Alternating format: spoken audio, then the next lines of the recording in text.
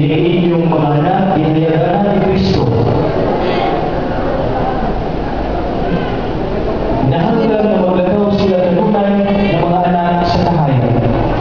Palinaabot na nila kanunay ang siga sa pagtuo diha sa ilang mga singkasi.